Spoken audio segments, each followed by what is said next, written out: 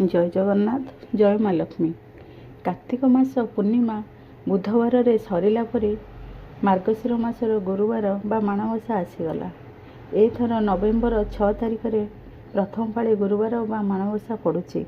आमे कहिबा कि प्रथमाष्टमी जाए नहीं माण केमिति बसाइबा। प्रथमाष्टमी न गले भी ए गुरुवार पालन करिवे। एपरा माँ लक्ष्मी को ओषा मार्गशीर मासर प्रथम पाଳି को केमिति छाड़िबे एहाकू अलागी पाଳି कहू। ए पाळीर चिता देवे नहीं, भोग बा प्रसाद लागे करिवे नहीं। जेमिति सबु गुरुवार रे धुआ पोछा लिपा करती सेमिति करिवे। माँ लक्ष्मी को पूजा करिवे।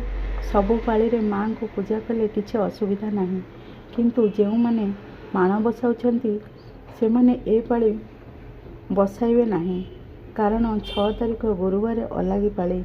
किए किए सबु पाळी जाक माण बसाती, केउ माने 3 पाळी रे माण बसाती, शेष पाळी रे मध्य माण बसाती।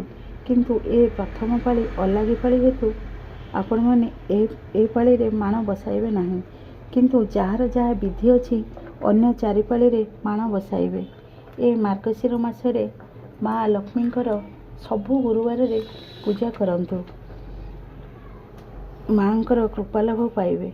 विभिन्न प्रकार फूल एमितिकी गेंडु फूल, पद्म फूल, दुब, बरकली पत्र, विभिन्न प्रकार फल, मिठा यही सब अर्पण करी माँ लक्ष्मी को प्रथम पाଳି पूजा करंतु। अन्य 4 पाଳି माणर जेमिति विधि रही सेमिति भावे पूजा करंतु। एही मार्गशीर मासटी माँकर सबुठारु प्रिय मास। एही मार्गशीर मास गुरुवार रे माँकर पूजा करी माँकर अशेष कृपा लाभ करंतु।